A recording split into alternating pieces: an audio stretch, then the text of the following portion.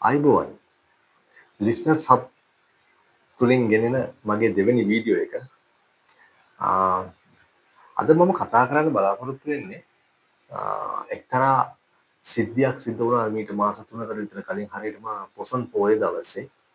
ඒ තමයි දිවයිනේ සුප්‍රසිද්ධ ගුවන් විදුලි නාලිකාවක එක්තරා ධර්මදේශනාවක් පැවැත්වුණා.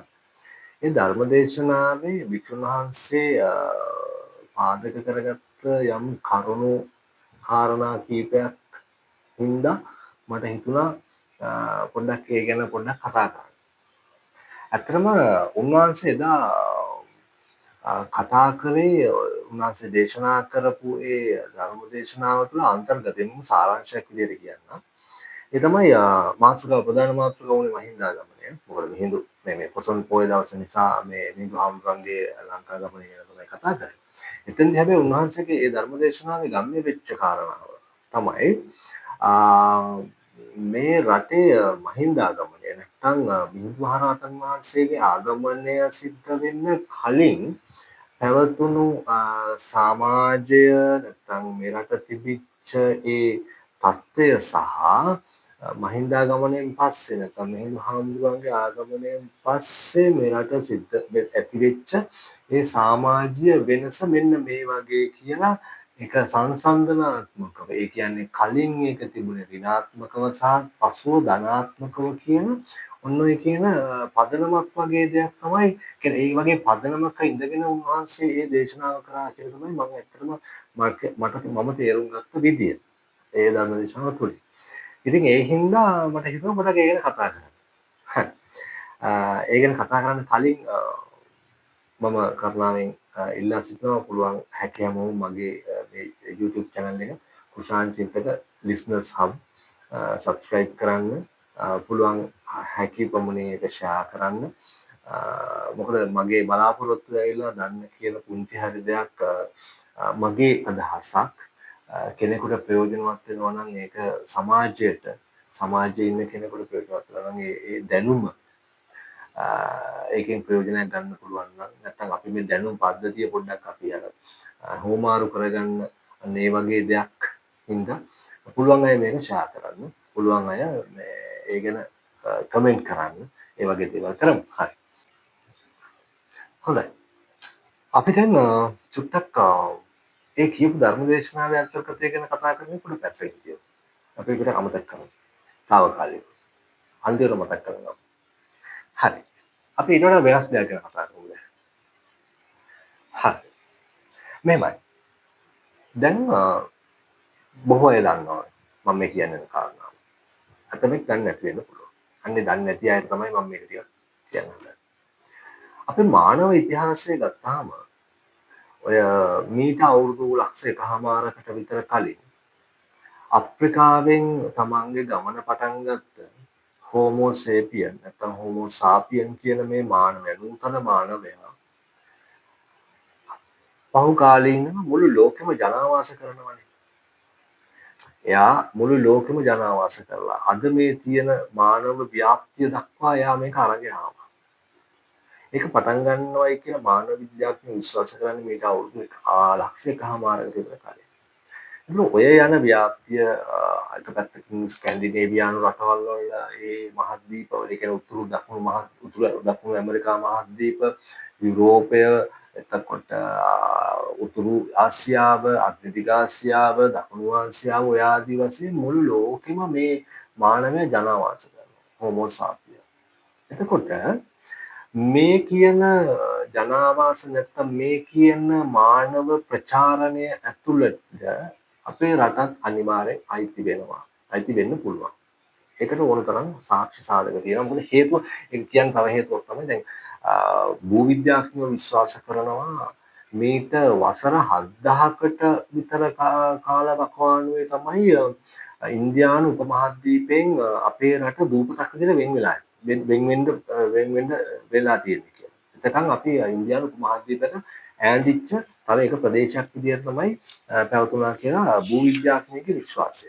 එතකොට දකුණු ආසියාතික රටවල් වලට එක පැත්තකින් පර්ෂියාව මේ පැත්තෙන් ඇවිල්ලා හැම පැත්තකින්ම ඇවිල්ලා අරාබියේ පැති වලින් ඇවිල්ලා උතුරු ආසියාවෙන් ඇවිල්ලා ආසියාවේ උතුරු පැත්තෙන් ඒ කියන්නේ අපේ දකුණු ආසියාවට එන මේ මානවයා එන්න ඕන තරම් ඉඩකඩ තිබිලා තියෙනවා. එතකොට ඒ සම්බන්ධව පුරාවිද්‍යාත්මකව ගත්තොත් පුරාවිද්‍යාත්මක සාක්ෂි හම්බ වෙනවා. විශේෂයෙන් යාල ප්‍රදේශවල යාල කැලේ මන මතක හැටියට. එහෙන් අපිට හම්බෙලා තියෙනවා පුරාවිද්‍යාත්මකව ගොඩක් පස්සට. ඒ කියන්නේ වසර 50000කට එහා පැත්තට ගිය මානවීය ශිෂ්ටාචාරය නැත්නම් මානවීන්ගේ පොසිල හම්බ වෙලා තියෙනවා. හරි. එයින් මෙහාට තව ටිකක් ආවට පස්සේ අපි හැමෝම දන්න බලංගොඩ මානවයව හම්බ වෙනවා.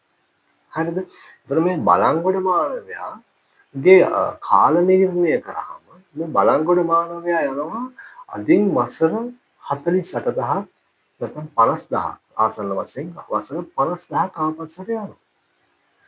එතකොට මේ හෝමෝ සාපියන් කියන නූතන මානවයා. එයි මේ නූතන මානවයා කියලා කියන්නේ මේ හෝමෝ සාපියන්ගේ ඒ කියන්නේ අපි ගත්තොත් බලංගොඩ මානවයා විදිහට කතා කරොත් බලංගොඩ මානවයා සහ අද ඉන්න වර්තමාන මානවයා අතර කිසිදු වෙනසක් විශේෂයෙන් බුද්ධිමය වශයෙන් කිසිදු වෙනසක් තිබිලා නැහැ කියන එක තමයි මානව විද්‍යාඥයන්ගේ විශ්වාසය.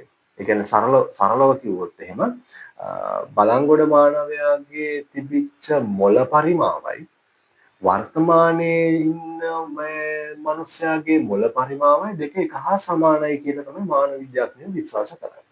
ඒ කියන්නේ දල වශයෙන් ගත්තොත් එහෙම කියුබික් සෙන්ටිමීටර් 1400ත් 1500ත් අතර වගේ ප්‍රමාණයක මොළ පරිමාවක් තිබුණයි කියන එක තමයි විශ්වාසය කරන්නේ. එතකොට එතනින් ගම්‍ය වෙන කාරණාව තමයි බුද්ධිය. එතකොට එදා හිටපු මානවයාගේ ඒක නැත්නම් අපි ගත්තොත් බලංගොඩ මානවයාගේ ඒ අවස්ථාව විතර ගත්තොත් ඒ මානවයාගේ සහ වර්තමාන මානවයාගේ අතර බුද්ධියේ වෙනසක් නැහැ. ඒ කියන්නේ යම් කිසි මාතෘකාවක් දීලා එදා මානවයටයි අද මානවයටයි කතා කරන්නේ කියලා කිව්වනම් එහෙම ඒ දෙන්නගේ අදහස් එක හා සමානව දිගහැරෙන්න ඉඩ තිබුණයි කියන කාරණාව. එතකොට තාර්කික භාවය, තර්කණය, ගණිතමය හැකියාව, ගණිත ගැටලු පිළිබඳව නැත්නම් ගැටලු විශ්ලේෂණය නැත්නම් යමක් දිහා බලන විශ්ලේෂණාත්මක බුද්ධිය කියන කාරණා ඔක්කොම එක හා සමානයි කියන විශ්වාසය තමයි මානව විද්‍යාඥයන්ගේ විශ්වාසය. මීට අවුරුදු 50000කට එහා පැත්තේ හිටපු මානව හෝමෝ සාපියන් සහ වර්තමාන මානවයත් ගත්තාම. හරි. හැබැයි එතනින් අදහස් වෙන්නේ නැහැ මේ එදා තිබිච්ච තාක්ෂණය සහ අද තාක්ෂණය අතර සංසන්දනාත්මක විග්‍රහයක් නැත්නම් හැඳින්වීමක් එතනින් අදහස් කරන්නේ නැහැ මම එතන. එතන කියන්නේ ඒ වෙනකොට තිබිච්ච මානව ඒ කියන්නේ අපි ගත්තොත් එහෙනම් සමාජීය වශයෙන් තිබිච්ච අවශ්‍යතා මත ඒතර කාලගුණික දේශගුණික අවශ්‍යතා සහ ඒ දේවල් වල බලපෑම් මත පැහැදිලිද? අන්න ඒ වගේ කියන කරුණු කාරණා මත විශේෂයෙන්ම මානවයාගේ එදා තිබිච්ච අවශ්‍යතාවය මත එයාලට ඕන විදිහට සුදුසු විදිහට ගැලපෙන විදිහට ඒගොල්ලන්ට දැනෙන විදිහට ඒගොල්ලෝ යම් යම් උපක්‍රම පාවිච්චි කරගෙන යම් යම් දේවල් නිෂ්පාදනය කරගන්න ඇති ඒ තාක්ෂණික වශයෙන් අන්නේ මේ කරුණු පිළිබඳව ඒගොල්ලන්ගේ අවධානය යොමු කරන්න ඇති ඒ අනුව ඉන්න ඇති. දැන් අද ගත්තොත් එහෙම අද තියෙන මානවයාගේ තියෙන අවශ්‍යතාව මතනේ මේ විශේෂයෙන් තාක්ෂණයක් දියුණු වෙන්නේ.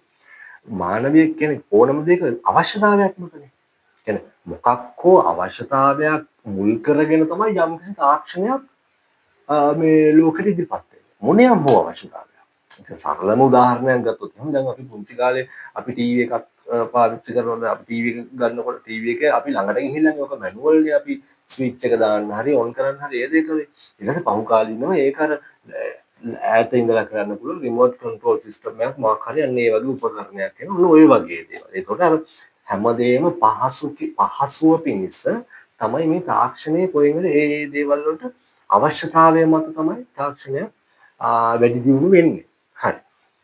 ඒ අරින්න මේ තාක්ෂණික වශයෙන් එදා තිබිච්ච මේ විදිය සහ අද තියෙන එක සංසන්දනය කළා නෙමෙයි මේ. බුද්ධිමය වශයෙන් හිතන විදිය අනුව තමයි ඒ මානවය දෙන්න මම මේ කියන සංසන්දනය කිරීම සිද්ධ කරේ. එතකොට දැන් මීට අවුරුදු 50000කට නැත්තම් ඒ කියන කාලවකවානුව තුල හෝමෝ සාපියන්ගේ බුද්ධියයි අද බුද්ධියයි අතර ගත්තාම වෙනසක් අපි දකින්නේ නැත්තම් අපිට අනුමාන කරන්න පුළුවන් නම් බුද්ධිමය වශයෙන් වෙනසක් නැහැ කියලා.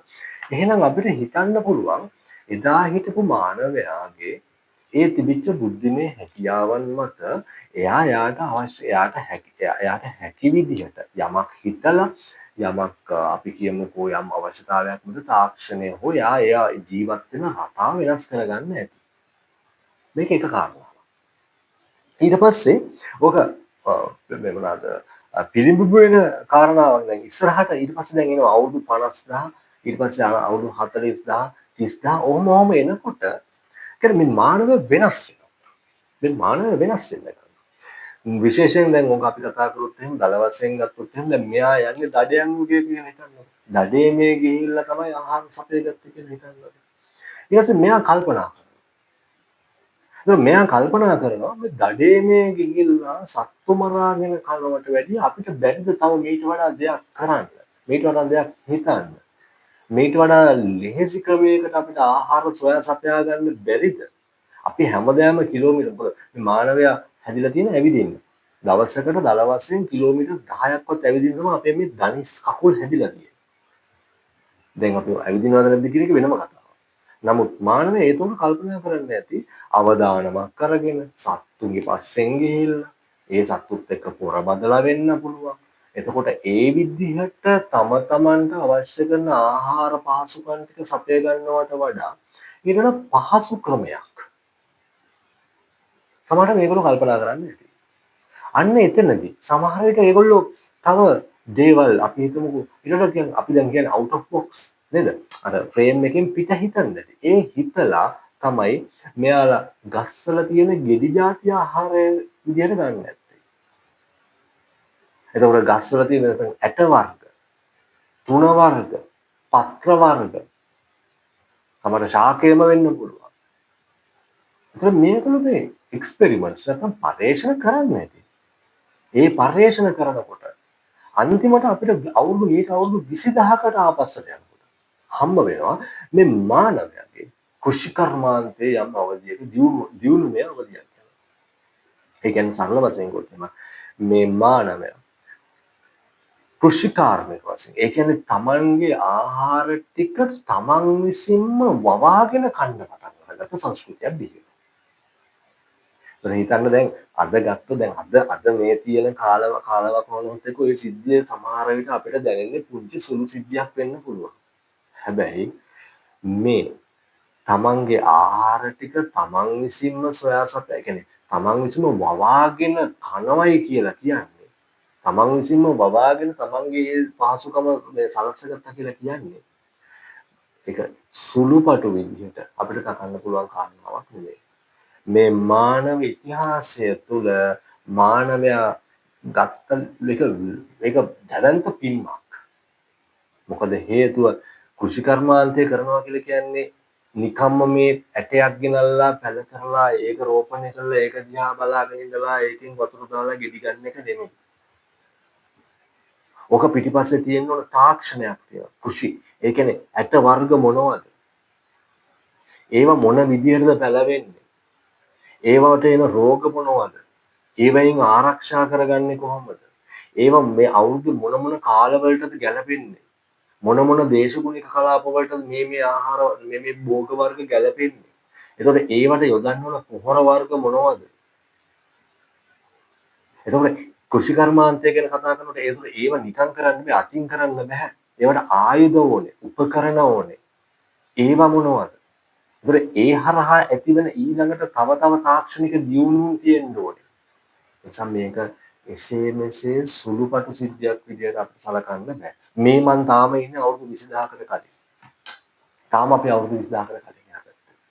ඔකට තව සාක්ෂියක් වෙනවා දැන් ඒක තව ගම්ම්‍ය වෙන්න තව සාක්ෂි සාධකයක් විදිහට පුරාවිද්‍යාඥයෝ කියන දෙයක් තමයි මේ ඔය මේට අවුරුදු 20000කට විතර කලින් ඉඳලා තමයි මේ මානව පොසිල වල තියෙන මේ දත් දිරා යන නැත්නම් දත් පණුව කාපු ඒ භාවය පෙන්වන්න පටන් ගන්න මේට අවුරුදු 20000කට විතර කලින් කියලා.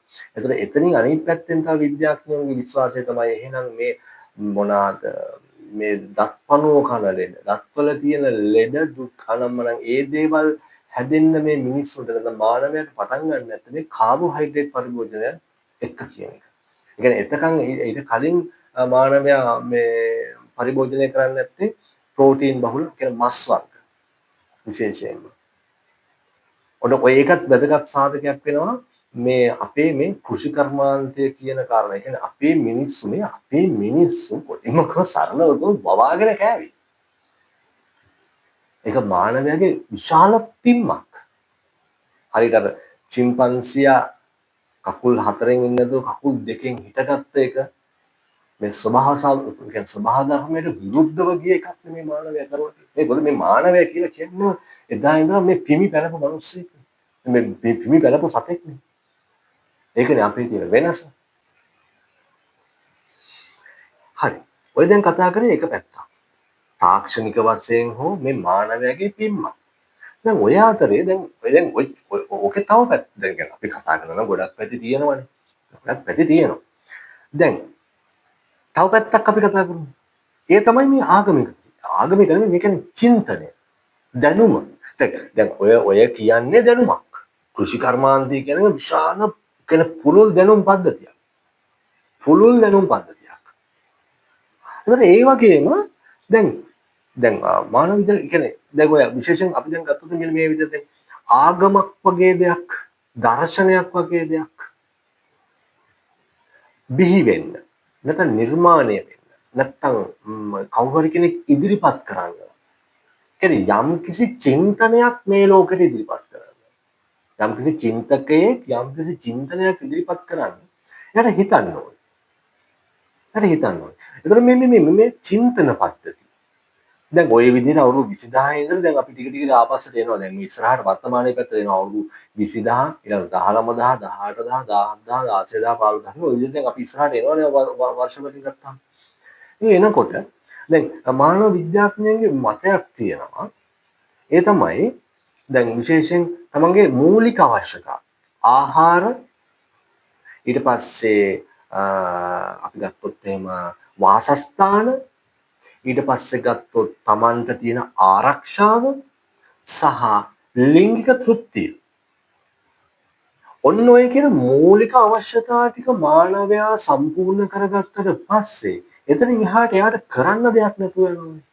එයාගේ අර මොනවාද එයාට ෆ්‍රී ටයිම් නැත්නම් නිදහස් අවකාශය කියන්නේ නිදහස් වෙලාව සහ අවකාශය වැඩි වුණා කියලා.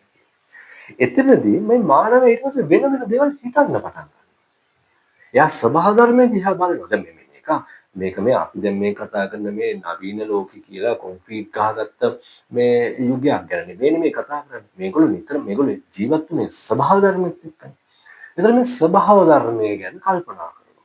අපි ගත්ත සරල උදාහරණයක් ගමු. ඒ කියන්නේ මෙයාලට දැනෙන හැඟීම් මොන වගේද? කෙනෙක් hina වෙනවා. තව කෙනෙක් අඬනවා. එකම හේතුවකට. ඔක හිතන්නේ නැති. එතකොට ඊට පස්සේ සමහර ස්වභාව ධර්මයේ තියෙන ස්වාභාවික දේවල් පිළිබඳ යම් සංසිද්ධි පිළිබඳව එයා හිතන්නේ නැති. අපි හිතමු දැන් උදාහරණයක් ගම් වතුර දැන් ගඟක් ගලන එකක් ගන්නකො. කොහෙන්ද මේ වතුර එන්නේ? මෙච්චර දලකඩක් කොහෙන්ද? වතුර ඇයි උඩ ඉඳලා පල්ලෙහාට එන්නේ? ඇයි මේක යට ඉඳලා උඩට යන්න බැරි? හුළඟ කියන්නේ මොකක්ද? හුළඟ අපිට දැනෙන ඇයි පේන්නේ නැත්තේ? කොහොමද ඒකෙන් ශක්තියක් ජනනය වෙලා ගහක් හොල්ලන්නේ? නේද? ඕවා හිතනවනේ. ඒක පුංචි ගහ කොහොමද ලොකු වෙන්නේ? පුංචි සතෙක් කොහොමද ලොකු වෙන්නේ? පුංචි මිනිහෙක් නැත්නම් පොඩි පැටියෙක් කොහොමද ලොකු මිනිහෙක් වෙන්නේ? වර්ධනය වෙන්නේ? මොනවද ඒගොල්ලන්ට අවශ්‍ය කරන්නේ? කොහොම හිතනවා? ඒ කියන්නේ එයාට ෆ්‍රී ටයිම් එකක් නැත්නම් නිදහස් වෙලාවක් හම්බ වෙනවා. ඔන්න ඔය හරහා තමයි යම් චින්තන විහි වෙන්නේ. යම් දැනුම් පද්ධති විහි වෙන්නේ. එතකොට අපි දන්නවා අපේ මොළය එකම දෙයකට මොකක් හරි යම් කිසි එක පැත්තකට යොමු කරලා ඒ ඔස්සේ හිතන්න ගත්තොත් අපේ තර්කණය සමානයි. අපේ මේ මොළයෙන් ඒකට දෙන මේ සපෝට් එක ඊටම වැඩි. දැන් කෙනෙක් ඉන්නවනම් එක විෂයකට මුල් තැන දීලා ඒ ගැනම හිතන, ඒ ගැනම කල්පනා කරන, ඒ ගැනම විෂය සම්බන්ධව හොයන බලන ලියන කරන කෙනෙක් ඉන්නවා මොලේ අපේ වැඩ කරන්නේ වැඩිපුර මේ පැත්තට.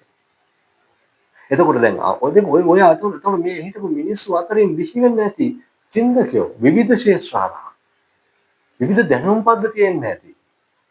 දැන් ඔය අතරේ ඉන්නේ නැති සත්තුන්ට ආදරය කරන අය.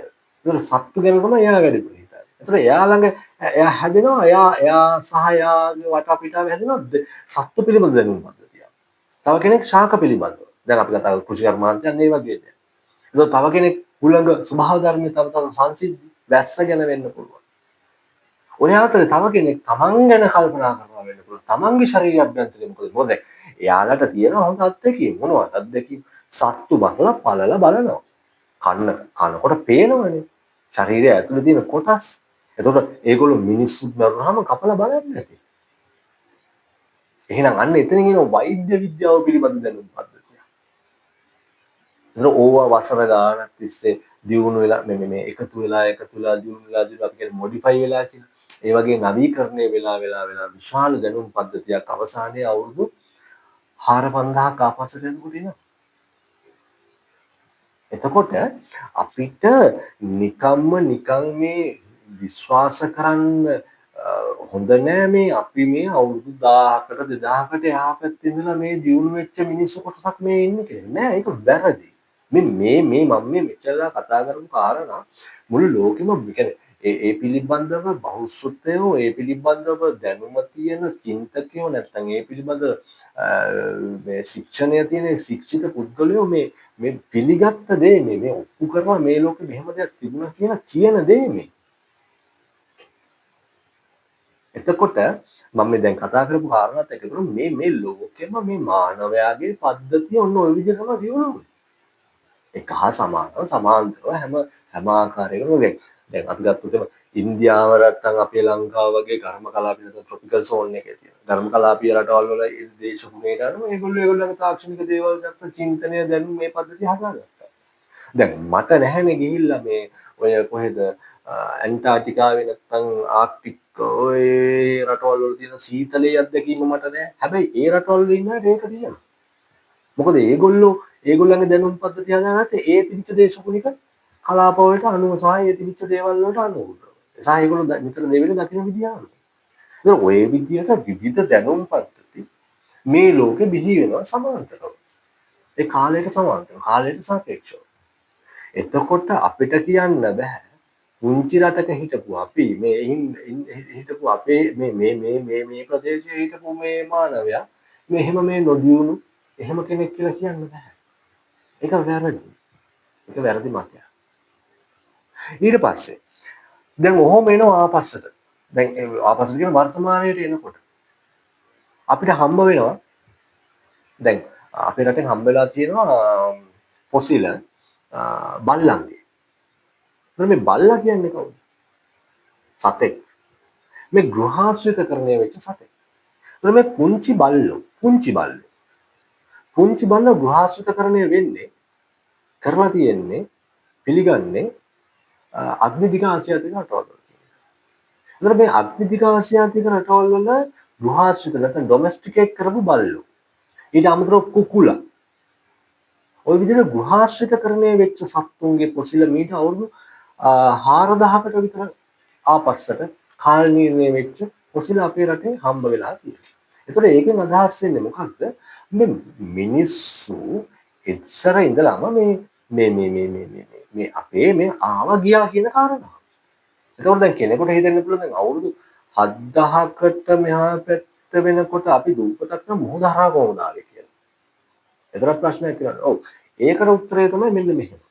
ඒ කියන්නේ සාගර විද්‍යාඥයන්ගේ මතය අනුව සාමාන්‍යයෙන් ඒගොල්ලෝ විශ්වාස කරනවා මීට වසර 10000ක් වගේ කාල පරාසය ඇතුලේ අදුම වශයෙන් 4 පාරක්වත් මේ මුහුදු ජලය උස් පහත් වෙන්නේ නැති කියලා.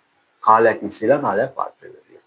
එතකොට මේ මුහුදු ජලය පහත් වෙන වෙලාවට ඔබ අපි දන්න දෙයක් මේ මුහුදු පාලම් සමාවෙන්න මේ භූමි පාලම් වතු වෙනවා. දැන් හොඳම උදාහරණ තමයි දැන් මේ මොහොතේ ඉඳලා ගත්තොත් අපි ගත්තොත් ඉන්දිය සාගරයේ මුහුදු මට්ටම නැත්නම් ජල මට්ටම මීටරයක් එකමාරක් පල්ලෙහාට ගියා කියන්නේ. එහෙම වුණොත් අපි දන්න දේ තමයි මන්නාරම ඉඳලා ඉන්දියාවට පයින් යන්න පුළුවන්. නේ? අන්න භූමිපාලන. එතකොට ওই භූමිපාලන හරහා මිනිස්සු සංක්‍රමණය වෙලා තියෙනවා. ඒ සංක්‍රමණය නැත්තම් අර විදිහට මම අර කියපු සාක්ෂි හම්බ වෙන්නේ නැහැ. විශේෂයෙන් ගෘහස්ථිතකරණය වෙච්ච සත්තුන්. ඊට අමතරව ගෘහස්ථිතකරණය වෙච්ච ඇට වර්ග. කියන්නේ ලෝකේ විවිධ තැන්වල ගෘහස්ථිතකරණය කරපු ඩොමෙස්ටිකේට් කරපු මේ සත්තු විතරක් නෙමෙයි ආහාර වර්ග තියෙනවනේ. ඒතර ඒ ආහාර වර්ගත් අපේ රටවලින් හම්බෙලා තියෙනවා. අපේ රටෙන් හම්බෙලා තියෙනවා. ඒතර අපේ රටේ ඒ කියන තාක්ෂණික දේවල් තිබිලා තියෙනවා. තාක්ෂණික වශයෙන් මේ දියුණුව. ඒතර ඔය විදිහට ගත්තාම දැන් ඊළඟට අපිට මතක කරන්න පුළුවන් කාරණා දැන් මගේ මේ වීඩියෝ ටිකක් දික්කේ මේ මම මේ කතා කරන දේවලුත් එක නමුත් ඇත්තටම කතාව අර පුංචි දෙයක් එක තැනකින් කියනෙවලා නැවතුත් එහෙම වැරදි වැටහීමක් මගේ කතාව පිළිබඳව යන්නත් පුළුවන් මම පිළිබඳව යන්නත් පුළුවන් ඒ නිසා පොඩ්ඩක් මම මේක සමහර විට කරුණු වශයෙන් ගෙනහැර පානකොට තුට්ටක් දික් වෙනවා දික් වෙන්න පුළුවන් වීඩියෝ ඒ සමා වෙලා මම ඉල්ලීමක් කරනවා මේක ඉවරනකම් අහන්න කියලා හරි එතකොට මේ විදිහට දැන් අපි ආපස්සට දැන් එනවා අවුරුදු 4000කට විතර වගේ පස්සට එනවා. දැන් අපි දැන් ලේසියෙම දැන් මගේ මේ ප්‍රධාන මාතෘකාවත් එක්ක ගලපන්න යන තැනයි මම මේ එන්න හදන්නේ. හරිද? එතකොට අපි හොදාකාරවම දන්න කාරණාවක් තමයි ලෝකයේ ඉතිහාසය පිළිබඳව මේ විශ්ලේෂණය කරනකොට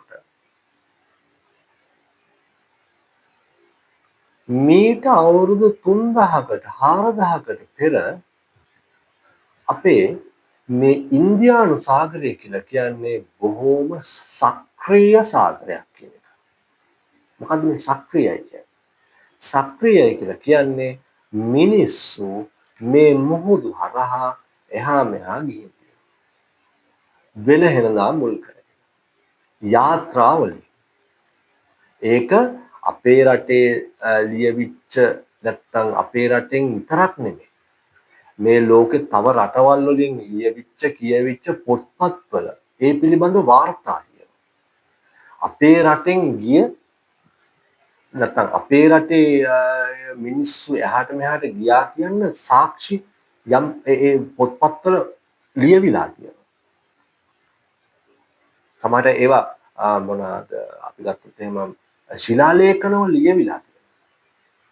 එතකොට ඒ කියන සමකාලීනව ඒ කියන රටවල්වක් ගත්තොත් එහෙම විශේෂයෙන් අග්නිදිගාසියාතික රටවල් වල විශේෂයෙන් පර්සියාව අනිත් පැත්තේ පර්සියානු රටවල් වලින් අද වර්තමාන ඉරානය කියන ප්‍රදේශ ඊට පස්සේ අරාබිය පිළිබඳව ගත්තොත් එහෙම ඒ කියන ඒ රටවල් වල තිබිච්ච යම් නිෂ්පාදන ඒ රටවල් වල තිබිච්ච යම් වාජන කොටස් අපේ රටෙන් හම්බෙලා තියෙනවා.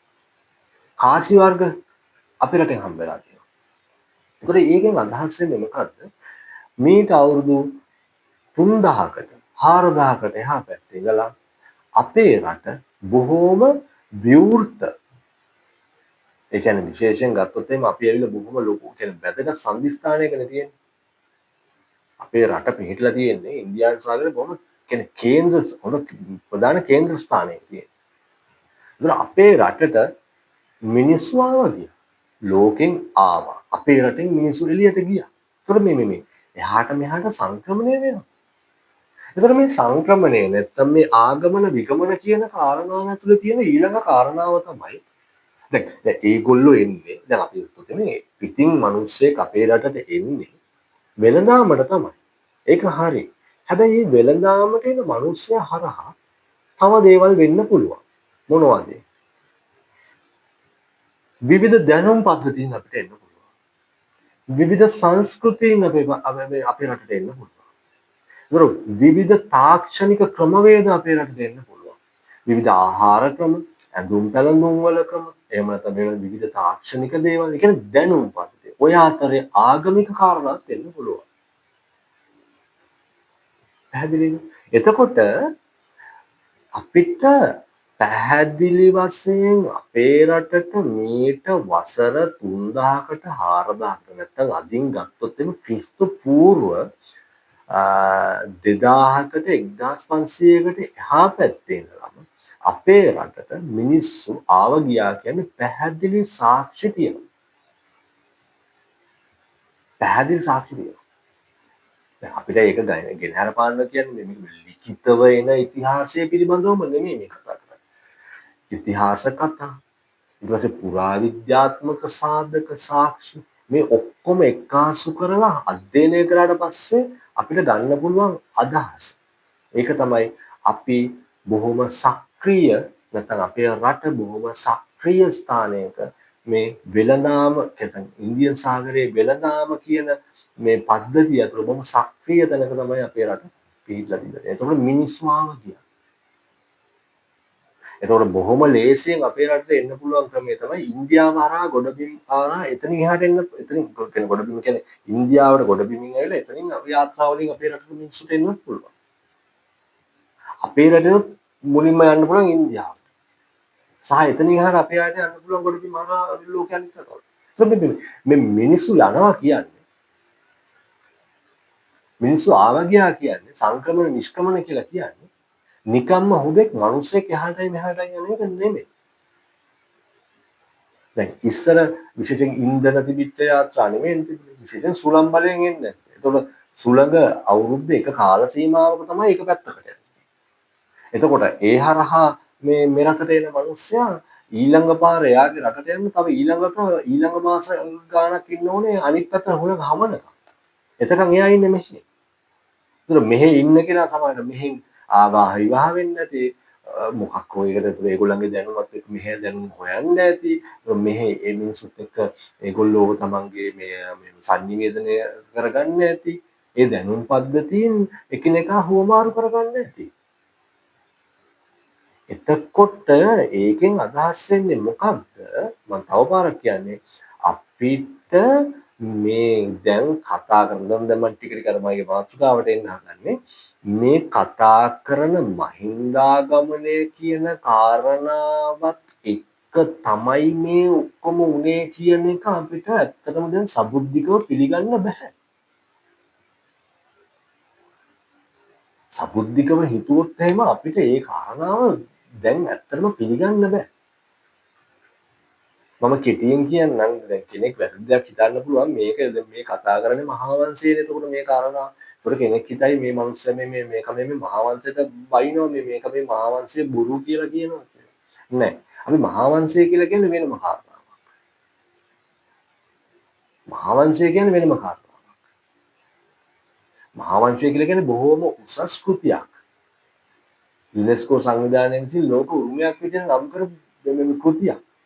ඒ වගේ අවුරුදු 1500කට වගේ අතීතයේදී ඒ කියන්නේ ක්‍රිස්තු වර්ෂ 5 වෙනි සතවර්ෂයේ මේ මහා වංශය ලියවෙන්න පටන් ගන්නේ මහානාම හාමුදුරුවෝ. එතකොට ඒ කාලේ ඉඳලා මේ දක්වා අදටත් මේ මහා වංශය ලියවෙනවා. ඒසා මේ කාල සීමාවක් තුළ මේ වගේ පුරාවෘත්තයක් ලියපු පොත් ලෝකෙ හම්බෙන්නේ ඉතම බොහොම අඩුවෙන්. මම දන්නේ තව තියෙනවද කියලා. තිබුණත් බොහොම අතලොස්සයි. එහෙනම් ඒක ලොකු මහා සම්ප්‍රදායක් ඒක. මේ ඇවිල්ලා මහා වංශයට මේ ගහනව නෙමෙයි. හැබැයි අපිට සිද්ධ වෙනවා මහා වංශයේ ලියපු ඒ කතුවර හිමි ස්වාමින් වහන්සේලා ඒ ගත්ත කරුණු කාරණා නැත්තම් ඒකේ ලියලා තියෙන කරුණු කාරණා පිළිබඳව මේට වඩා පුළුල්ව විශ්ලේෂණාත්මකව හිතන්න. විශ්ලේෂණාත්මකව කතා කරන්න අපි සිද්ධ වෙනවා. ඒකයි මම මේ කියන්න හදන්නේ. එතකොට දැන් පැහැදිලිවම අපිට තේරුම් ගන්න පුළුවන් කාරණාව තමයි මේ මහින්දාගමනය හරහා නෙමෙයි අපේ රටේ මිනිස්සු දිනුනේ කියන එක. එහෙනම් අපිට හිතන්න දෙයක් තියෙනවා. දැන් ඒක ඉතිහාසඥයෙක් කියනවනේ ඉතිහාසය කියලා කියන්නේ ලියු දෙයට වඩා නොලියු දේ කියලා. ඒ කියන්නේ ලියපු දේ නෙමෙයි ඊට වඩා ලොකු දෙයක් තියෙනවා ඒ ලියපු දේ සමහර නොලියපු දේ පිළිබඳව. ඒක දැන් හරි විදිහට කල්පනා කරොත් තමයි මේ ඉතිහාසය ලියවිලා තියෙන වර්ණාත්මක. වර්ණාත්මක. යම්කිසි වර්ණාත්මක ගති ලක්ෂණ යම්කිසි මේ පුළුල් වර්ණාත්මක ගති ලක්ෂණ තියෙනවා. තව උදාහරණ නම් දෙන්න පුළුවන්. අපි එහෙම කතා කරමු. ඊළඟ මේ වීඩියෝ වලින් කතා කරන්නේ සම්පූර්ණ. එතකොට මෙතෙන්දි කල්පනා කරන්න ඕන කාරණාව තමයි මේ කියන මහින්දාගමනය කියන කාරණාවත් එක්ක නෙමෙයි අපේ රටේ මිනිස්සු තාක්ෂණය දියුණුවේ කියන්නේ. අපේ රටේ මිනිස්සු ඊට කලින් අපේ රටේ මිනිස්සු වවාගෙන කෑවා. අපේ රටේ මිනිස්සුන්ට හොඳ වාරි තාක්ෂණයක් තිබුණා. අපේ රටේ මිනිස්සුන්ට හොඳ වාස්තු විද්‍යාත්මක දැනුමක් තිබුණා. අපේ රටේ මිනිස්සුන්ට හොඳ ගණිතමය හැකියාවක් තිබුණා. හොඳ ගණිතඥයෝ හිටියා. අපේ රටේ මිනිස්සුන්ට හොඳ වෛද්‍ය විද්‍යාත්මක දැනුමක් තිබුණා. නැහැ කියන්න බෑ. නැහැ කියන්න බෑ. තව කාරණාවකට අපි යමු. දැන් ඒක බොහොම කියන්නේ සරලව තේරුම් ගන්න පුළුවන් කාරණාවක්. මේ විභංග අටුවාව අපේ රටේ තිබිච්ච අටුවා ග්‍රන්ථවල එකක් විභංග අටුවාවේ පැහැදිලිව තියෙනවා රුහුණේ හිමිනමක් ඉන්දියාවේ යෝනක ධම්මරක්කිත හාමුදුරුවෝ හම්බෙන්න ගියා කියලා. යෝනක ධම්මරක්කිත හාමුදුරුවෝ මේකට කල්පනා හොඳ තේරුම් ගන්න. යෝනක ධම්මරක්කිත හාමුදුරුවෝ හම්බ වෙලා අපේ මේ හාමුදුරුවෝ භික්ෂුන් වහන්සේ මේ රුහුණේ හිටපු භික්ෂුන් වහන්සේ මේ හාමුදුරුවොත් එක්ක කතා කරලා තියෙනවා කියලා කියන්නේ ඉන්දියාවේ තිබිච්ච බෞද්ධ සම්ප්‍රදායයි අපේ රටේ දේශීය තිබිච්ච බෞද්ධ සම්ප්‍රදාය අතර වෙනස පිළිබඳව සාකච්ඡා කරා කියලා තමයි මේ විභංග අටුවාවේ මේ ගැන පැහැදිලි කරලා තියෙන්නේ. හරිද? එතකොට අපේ රටේ භික්ෂුන් වහන්සේලා හිටියා. එතකොට භික්ෂුන් වහන්සේ නමක් හිටියා. ඒ භික්ෂුන් වහන්සේ යනවා ඉන්දියාවට මේ යෝනක ධම්මරක්කිත හාමුදුරුවෝ හම්බ වෙන්නේ. උන්වහන්සේත් එක්ක සාකච්ඡා කරන්නේ මේ රටවල් දෙක අතර තිබිච්ච බෞද්ධ සම්ප්‍රදායන් දෙකේ වෙනස ගැන. හරි. එතකොට කවුද මේ යෝනක ධම්මරක්කිත කියන හාමුදුරුවෝ? ඊළඟ කාරණා. ඒ තමයි මහින්ද හිමියෝ නැත්නම් මිහිඳු හාමුදුරුවෝත් එක්ක මේ අශෝක රජුගේ මූලිකත්වයෙන් ධර්මයේ ප්‍රචාරය කරද්දී තවත් ප්‍රත්‍යන්ත දේශයකට ගිය ඒ කියන්නේ භික්ෂුන් වහන්සේලා 7 නමක් මම මතක හැටියට මේ ධර්ම ප්‍රචාරය කරන්න ඉන්දියාවෙන් පිටත් වුණා කියලා කියනවා. ඒකෙන් මිහිඳු හාමුදුරුවෝ එක්කෙනෙක් අනිත් එක්කෙනා මේ යෝනක ධම්මරක්කිත හාමුදුරුවෝ. එතකොට මේ යෝනක ධම්ම එතකොට ඊළඟට තියෙන කාරණාව තමයි මේ ඉන්දියාවෙන් හම්බ වෙච්ච සෙල්ලිපියක තියෙනවා මේ ගිය භික්ෂුන් වහන්සේලා නැත්නම් රහතන් වහන්සේලා වෙන්නේ නැති අපි කතා කරමු මේ විදිහට රහතන් වහන්සේලා 7 නමගෙන් ඉන්දියාවට ආපහු වැඩම කරලා තියෙන්නේ 5 නමයි. දෙනමක් ආපහු ඉන්දියාවට වැඩම කරලා නැහැ. එහෙනම් ඒ උන්වහන්සේලා ඒ හිටපු තැන්වලම අපවත් වෙලා යන්නේ නැති. ඒ ආපු 5 නමගෙන් ආපු නැති දෙනම තමයි එක්කෙනෙක් අපේ මිහිඳු හාමුදුරුවෝ අනිත් එක්කෙනා මේ යෝනක ධම්මරක්කිත කියන හාමුදුරුවෝ. එහෙනම් මොකක්ද ඒකෙන් කියන්නේ? මේ යෝනක ධම්මරක්කිත හාමුදුරුවන් හම්බෙන්න අපේ රටේ රුහුණෙන් ගිය භික්ෂුන් වහන්සේ ගිහින් තියෙන්නේ නම් මිහිඳු හාමුදුරුවෝ ලංකාවට වැඩම කරන්න කලින්. මොකක්ද ඒකේ තේරුම? එහෙනම් මිහිඳු හාමුදුරුවෝ ලංකාවට වැඩම කරන්න කලින් අපේ රටේ බුදුදහම තිබිලා තියෙනවා. මොකද්ද මේ සම්ප්‍රදායන් දෙකේ වෙනස? ඒ තමයි අපේ රටේ තිබිච්ච සම්ප්‍රදායට වඩා වෙනස් සම්ප්‍රදායක් ඉන්දියාවේ තියෙන හේතුව මොකද්ද? යෝනක ධම්මරක්කිත කියන හාමුදුරුවෝ නැත්නම් මිහිඳු හාමුදුරුවෝ මේ සමකාලීනව මිහිඳු හාමුදුරුවෝ ලංකාවට ගේන්නේ 3 වරක් පෙරපු බුදුදහමක්. ඒ කියන්නේ 3 වෙනි ධර්ම සංගායනාවෙන් පස්සේ. ඉතුරු මේ ගත්ත මේ ඉතුරු 3 වෙනි ධර්ම සංගායනාවෙන් පස්සේ බිහි වෙච්ච ධර්ම කාරණා ටික තමයි අපේ රටේ ගියේ. එහෙනම් ඊට කලින් තිබිලා තියෙන අපේ රටේ බුද්ධ ධර්ම තිබිලා තියෙනවා. එහෙනම් එතනින් අපිට පැහැදිලි වෙන කාරණාවක් තමයි බුද්ධ කාලේ. ඒ කියන්නේ ඊට වර්ෂ 200ක් 300ක් අතර කලින් ඊට වසර 300කට ආසන්න වශයෙන් 300කට කලින් බුදුරජාණන් වහන්සේගේ ජීවමාන කාලයේම අර මම කියපු වෙළඳාම් හරහා මෙහෙට ආපු සංක්‍රමණය වෙච්ච ඒ වෙළෙන්දු හරහා මේ ධහම අපේ රටට ඇවිල්ලා තියෙනවා. එහෙනම් අපේ රටේ හිටපු මහාමුදුරුවෝ ගිහින් කතා කරලා තියෙන්නේ බුද්ධ කාලීනව තිබිච්ච පිවිතුරු දහම සහ ඒ වෙනකොට ඉන්දියාවේ තිබිච්ච මේ ධර්ම සංගායනා වලින් පස්සේ බිහි වෙච්ච ධර්මය අතර තිබිච්ච වෙනස. එහෙනම් අපිට පැහැදිලිව තේරුම් ගන්න පුළුවන් කාරණාව තමයි බුදුදහම පස්සේ වෙනස් වෙනවා. ඒක වෙනස් වෙන්න ඕනේ. අපි ඒක වෙනමම කතා කරන්න ඕනේ. මේ ධර්මයක් වෙනස් වෙන්නේ කොහොමද? ධර්මයක් බිහි වෙන්නේ කොහොමද? සහ ඒවා වෙනස් වෙන්න පාදක වෙන කාරණා. ඒක වෙනම අපි කතා කරනවා. එහෙනම් මිහිඳු හාමුදුරුවෝ ලංකාවට එන්න කලින් අපේ රටේ බුදුදහම තිබුණා. තව කාරණාවක්. ත්‍රිපිටකයේ තියෙන සමානම ත්‍රිපිටකයේ මහා වංශයේ තියෙනවා. මේක මහා වංශයේ තියෙන කාරණාවක්. මිහිඳු හාමුදුරුවෝ ලංකාවට වැඩම කරාට පස්සේ ගිරිදීපික භික්ෂූන් වහන්සේලා නැත්නම් ගිරිදීපික රහතන් වහන්සේලා 7 නමක් මගේ මතකයෙන් වැරදි නම් ගිරිදීපික රහතන් වහන්සේලා 7 නමක් මිහිඳු හාමුදුරුවෝ හම්බ වෙලා තම්බපන්නි විනය දේශනා කළා කියලා.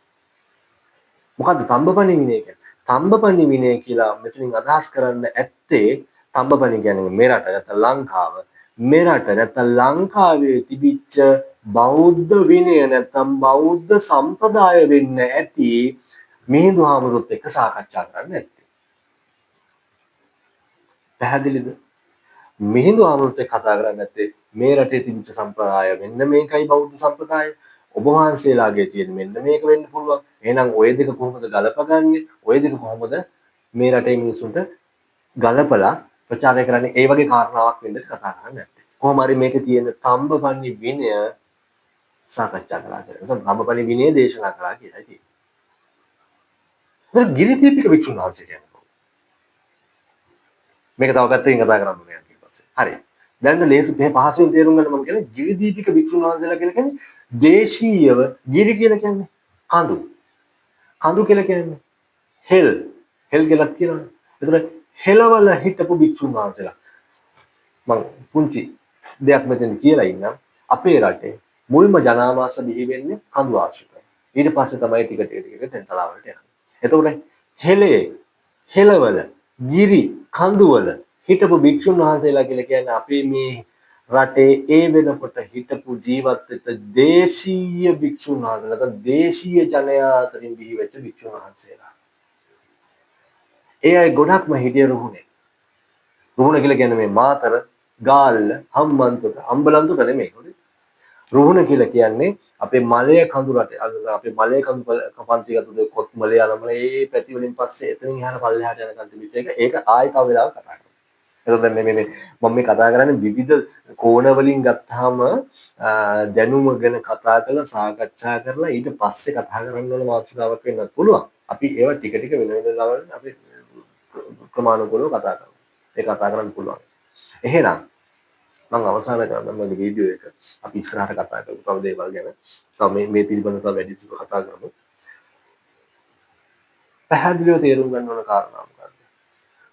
අවුරුදු 50000ක වෙලේ ඉඳලා අපේ රට ජනාවාස වෙච්ච රටක්. අවුරුදු 20000ක ඉඳලා අපි වවාගෙන කාපු මිනිස්සු හිටපු රටක්. අපිට ඒක පැහැදිලිව පේනවා. එතකොට අපේ රටේ මිනිස්සු ලෝකෙට ගියා. ලෝකෙ මිනිස්සු අපේ රටට ආවා. සංක්‍රමණ නිෂ්ක්‍රමණ සිද්ධ වුණා. ආගමන විගමන සිද්ධ වුණා. එහෙනම්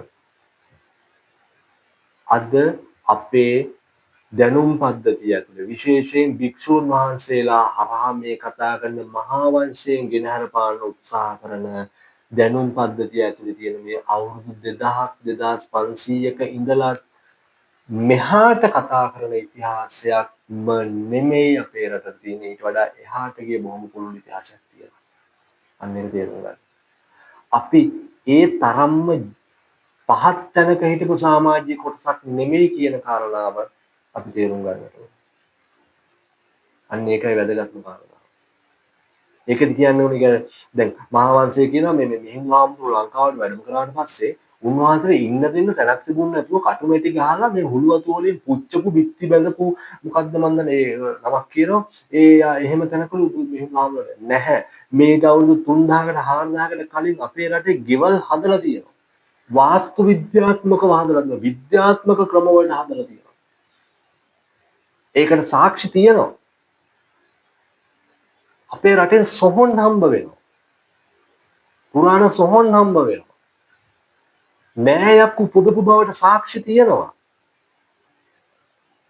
දැනුමක් අවශෝෂණය කරගන්න පුළුවන් බුද්ධියක් තිබිච්ච මිනිස්සු අපේ රටේ හිටියා කියලා ඕන තරම් සාක්ෂි තියෙනවා එහෙනම් ඇයි මේ 2500කට මෙහා පැත්තේ මේ ඉන්දියාවෙන් ගෙනාවු දේශපාලනික බුද්ධ ආගමක් එක්ක ඇයි මේ තාමත් අපේ දැනුම් පද්ධතිය පුළුල්ල දුවන්නේ නැත්තේ මේ ඒ වගේ මේ ඉන්දියාවෙන් ගෙනාවු මේ දේශපාලන බුද්ධ ආගමක් ඇතුලේ හංගලා අපේ මේ ඊට වඩා පුළුල්ල කතා කරන්න ඕන මේ දැනුම් පද්ධතිය එළියට ගන්න නැත්තේ මේක මහා අපරාධයක් සීමිත කීප දෙනෙක් අතර මේ දැනුම තිබිලා වැඩක් නැහැ වැඩි දෙනෙක් අතරට යවනවා මේක පන්සලේ හාමුදුරුවන්ට උගන්වන්න ඉස්සරදම්